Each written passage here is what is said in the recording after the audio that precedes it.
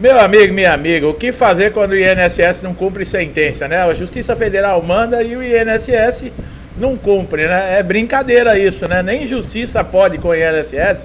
Será que é assim mesmo? Será que fica por isso mesmo, por exemplo, sai uma sentença judicial aí? Porque todo mundo que teve uma negativa no INSS, né? Que entrou com um pedido e não foi concedido um direito dessa pessoa, ela já pode entrar com uma ação judicial contra o INSS, onde o juiz imparcial aí vai analisar toda a causa, né? Vai ver dentro dos requisitos se você realmente tem direito ao benefício. O importante é você ter qualidade de segurado, carência, estar realmente incapacitado total ou permanente, né? Que seria para uma aposentadoria por invalidez, ou mesmo com uma incapacidade temporária, para ele poder, né, o juiz ter base, elementos, juntando aí no caso com a perícia judicial, com um laudo de uma perícia judicial, para dar uma sentença favorável ou não a você, né? Agora, quanto tempo demora para o INSS cumprir essa sentença? Bom, vamos tirar como base aqui o auxílio-doença, né, quando ele é concedido e reativado pela justiça, né? Depois de um tempo, se o juiz não colocar uma data pré-determinada para a cessação desse benefício, quando você voltar, por exemplo, a receber do INSS, ele vai ter mais ou menos validade de 120 dias, tá? O juiz ele pode estipular, você receber a 6 meses, até 1 ano o auxílio-doença, né? Dependendo da situação aí e dependendo do laudo que esse perito judicial pode colocar. Ou então, o próprio juiz pode lhe encaminhar para reabilitação profissional. Vocês sabiam disso? Muitos casos que estão em análise hoje, que foram convocados para reabilitação profissional, foi a própria justiça que encaminhou. Quer dizer, nesses casos você é obrigado a cumprir, tá? Você quer saber mais sobre reabilitação profissional? Não esqueça, nós temos vídeos sobre tudo aqui no canal para te ajudar, tá? O cumprimento da sentença ocorre quando a parte condenada, né? Que para nós o bom seria o INSS, em um processo, é obrigado a cumprir as determinações contidas na sentença, né? Isso pode envolver, olha lá, até pagamento de indenização, né? O cumprimento de uma obrigação, por exemplo, com o benefício, né? Com a ativação do benefício, ou então o INSS ser punido com multas aí diárias. Olha que coisa, né? E o que mais pode ser feito, né? Se não cumprir, por exemplo, esse cumprimento de sentença, uma reclamação junto aos órgãos de controle, né? Caso o INSS não cumpra essa decisão judicial, existem órgãos de controle e fiscalização do Ministério Público Federal, né? Esses órgãos têm a atribuição de investigar, tomar providências diante de irregularidades cometidas pelo INSS, né? Além de não obedecer, muitas vezes, a ordem judicial, ainda manda o trabalhador por uma perícia médica, onde na maioria das vezes, no INSS, esse segurado ele fica sem o benefício, que já tinha sido reconhecido pela justiça. Você demora tanto tempo, 2 anos, para conseguir, por exemplo, um benefício na justiça, quando está recebendo, 2, 3 meses depois, o INSS te convoca, por exemplo, um pente fino, uma revisão, e o seu benefício é cessado. Isso pode, pessoal. Nesse vídeo nós vamos falar sobre tudo isso, tirar todas essas dúvidas, acrescentar muitos assuntos, tá? Relacionados inclusive a muitas perguntas aqui no canal. Por isso é muito importante você acompanhar com muita atenção, porque conhecimento é muito válido. Vai chegar o momento que você vai ter necessidade desse conteúdo que você vê aqui no nosso canal, para não ficar perdendo tempo dentro do INSS. Então acompanhe com muita atenção. Você sabe que após uma negativa do INSS, né, é possível você entrar com recurso dentro do próprio INSS ou mesmo iniciar uma ação judicial, tá? No entanto, vale lembrar que o recurso do INSS não é obrigatório, tá? Ou seja, após a negativa de um pedido, você já pode ingressar com processo judicial. Isso desde lá do primeiro protocolo que você fez, tá? Não é necessário que você tenha diversos indeferimentos dentro do INSS para entrar com uma ação judicial. E mesmo que você, por exemplo, tenha utilizado aí a junta de recurso, que é o último dispositivo que você tem dentro do INSS para tentar reverter uma decisão que você não concorda, que foi injusta, você também já pode ingressar com ação judicial, tá? É possível você processar o INSS por danos morais. Exatamente, tá? Você não sabia disso? Por isso que nós falamos.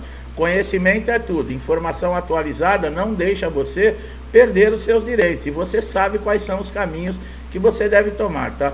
Mesmo que o benefício possa ser restaurado em pouco tempo, você pode entrar com uma ação por danos morais. Quer dizer, mesmo que você ficou alguns meses, né? Precisa ver se também se compensa, né, pessoal, os valores que vão receber, porque é um processo judicial, você vai, nesse caso de danos morais, você vai precisar de um advogado. Tá? O advogado também não vai querer entrar com um processo, impetrar uma ação, se não compensa, né? Não vai compensar os valores nem para o segurado, nem para o advogado. Então, é caso de se pensar, e nós vamos mostrar aqui para você nesse vídeo quando você deve entrar com uma ação de danos morais, tá? O INSS, no pagamento de indenização por danos morais, você pode processar quando a decisão do perito, quando a determinação do perito for indevida, tá? O perito não alega nenhuma justificativa, você tem toda a documentação provando, por exemplo, uma incapacidade, você tem um problema gravíssimo, né, sério, você está dentro dos requisitos, por exemplo, dentro da carência, tem a qualidade de segurado, tem atestado, laudo cirúrgico, histórico cirúrgico, laudos de tratamento que você fez e mesmo assim o perito indeferiu o seu pedido de benefício sem nenhuma justificativa, tá? A falta de pagamento, olha o que pode proporcionar essa atitude do perito, tá? De um benefício do INSS por um motivo de processo de danos morais, configura-se como falha na prestação de serviço pelo INSS. Esse segurado deixou, por exemplo, de levar sustento para dentro da sua casa, para a sua família, devido à irresponsabilidade de um perito, que por um motivo qualquer, sem alegação nenhuma ou justificativa, indeferiu um pedido de benefício. Agora vamos prestar atenção qual é o prazo, tá, para o INSS fazer o pagamento, por exemplo, de uma indenização por danos morais. É 3 anos, tá? O prazo para você entrar com ação de danos morais vai depender da natureza do dano em si. É muito importante você acompanhar agora essas informações. O Código de Processo Civil define que uma ação indenizatória pelos danos morais e materiais seja interposta até 3 anos contada a partir dos eventos danosos, tá? Então, você tem até 3 anos, por exemplo, depois de uma negativa dessa maneira, né, uma injustificativa do perito não conceder o benefício, você pode sim ingressar com ação, mas como nós falamos, você precisa de um advogado, você precisa, como falou ali, depende o tipo de dano, se vai compensar ou não, tá? O que é um dano moral previdenciário, tá? O dano moral é aquele prejuízo imaterial, tá? Envolvendo um abalo como o indivíduo vê a si mesmo, ou formas como outros veem esse indivíduo, que ocorre nas relações entre pessoas e órgão previdenciário, como o INSS. Como processar o INSS por demora, né, no andamento de pedidos administrativos? Bom, você vai apresentar uma petição, tá, pedindo a análise de um requerimento. Essa petição deve estar bem fundamentada. Você deve explicar que o INSS tem o prazo aí de 30 dias, né, prorrogado por mais 30, para concluir essa análise de benefício. Em seguida, você tem que demonstrar que esse prazo está sendo descumprido. É o mandado de segurança que nós sempre falamos, né? O INSS, por lei, né, a lei número 9.784 de 99 e a 8.213 de 91, dá prazo para o INSS que após o protocolo de um pedido de benefício, ele tem 30 dias para dar a sua posição, se é negativa ou se vai conceder o benefício. E o INSS, geralmente, ele não cumpre esses prazos, tá? E com isso, esse segurado fica prejudicado. Muitas vezes, esse benefício, por exemplo, que está recebendo, ele pode ser cessado numa perícia e você entrar com um pedido de requerimento. Esse requerimento, o INSS também tem 30 dias para dar resposta, para conceder ou não, para aceitar ou não o que você está colocando ali no requerimento. E o INSS não cumpre isso. Enquanto isso não é resolvido, o que acontece? O segurado fica sem pagamento, fica sem renda. É aí que fala dos danos morais e materiais, porque esse procedimento do INSS não conceder o benefício e não fornecer uma renda para esse segurado, que é direito desse segurado, causa todo um prejuízo na sociedade, na sua vida familiar, na sua vida pessoal. Aí entra os danos morais, tá? Agora, como se dá a comprovação do dano moral? É complicado aqui, viu? A prova efetiva do dano moral, ela deve ser afastada, porque os danos morais, olha, eles não se provam. O que há de comprovar é a ocorrência do acontecimento que os ensejaram. Quer dizer, você não tem um material para provar o dano moral, tá? Ele não é palpável. O que faz a ocorrência do dano moral ser motivo para uma indenização é o acontecimento, tá? Que é quando, por exemplo, o perito lhe conceder um benefício que era o seu direito, tá? Então, esse acontecimento gera direito ao dano moral. Como funciona o pagamento da indenização por danos morais? A indenização por danos morais é uma modalidade muito comum aqui no Brasil, tá? Ela prevê a reparação de ações que tenham afetado a integridade física, moral e imagem ou até mesmo o psicológico da vítima, que dentro do INSS não é difícil encontrar, né? Segurados completamente abalados. Você chega no INSS com um problema de saúde e muitas vezes você acaba saindo de lá mais doente do que você chegou, tá? Agora, é possível processar o INSS em outras situações? Sim, pelos prazos que o INSS tem para analisar os requerimentos. O perito, por exemplo, se faltar ao respeito com você, se o perito, por exemplo, lhe ofender em casos aí já relatados aqui no canal, em comentários de muitos segurados, foram chamados de vagabundos pelo perito porque não queriam trabalhar. Quer dizer, essa é uma ofensa moral que deve ser, sim, levada em conta por esse segurado para a abertura de um processo. O primeiro passo aí seria o quê? Fazer uma reclamação no Conselho Regional de Medicina, porque está ferindo uma ética médica. Você está dentro de uma perícia do INSS, mas ali é uma relação entre médico e paciente, deve ter respeito, existe uma ética. E o perito não está ali para julgar se é vagabundo, se não é vagabundo, se é ou deixa de ser. Ele está ali para fazer uma avaliação. A opinião pessoal do perito não interessa. Então, quando acontece uma ofensa como essa, é claro que você vai ter que provar, né? Através de um vídeo, através de um áudio, através de uma testemunha, você entre com a ação na justiça pedindo danos morais. Aí, nesse caso, é específico para o perito, tá, pessoal? Mas tem que ter comprovação nesses casos. Não é simplesmente falar, ele me xingou, ele me ofendeu, e o perito negando. Não, eu não ofendi, não xinguei. E não tem uma prova para materializar essa ofensa, fica difícil, tá? Processo judicial nós sempre falamos, tá? Em média, por exemplo, um processo de incapacidade demora de 18 a 24 meses.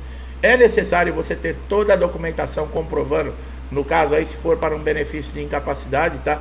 Documentos são laudos, tá? Com o nome do segurado, o nome do médico, carimbo, CRM, assinatura, o CID da doença, o histórico daquele momento, né? Quanto tempo esse segurado precisa, se for uma lesão temporária ou uma doença temporária, quanto tempo vai levar para ele poder retornar ao mercado de trabalho. Se é uma lesão total e permanente, a sugestão para uma aposentadoria por invalidez, tudo isso é necessário.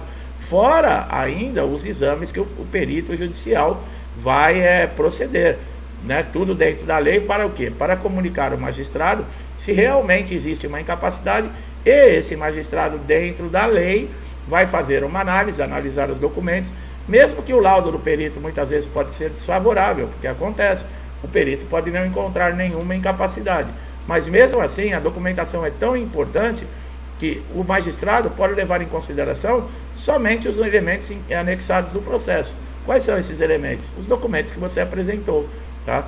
Então é muito importante sempre a documentação. Lembrando que você não pode trabalhar enquanto perdurar um processo judicial, nem dentro do INSS enquanto está em análise, muito menos na justiça, porque você está alegando que está incapacitado para o trabalho e de repente está trabalhando, pode ser encarado isso como uma tentativa de fraude, tá? O INSS pode inclusive reverter e processar você num caso como esse, tá? Quando você receber, por exemplo, a decisão for favorável a você, vai ter cálculos no processo, tá? Desde lá da primeira negativa que o INSS deu esse indeferimento. Às vezes, né, a maioria das vezes gera um montante muito grande, até 60 salários mínimos. Esses valores são pagos através de RPV, requisição de pequenos valores. Essas requisições, elas são pagas aí em média em 60 dias, tá?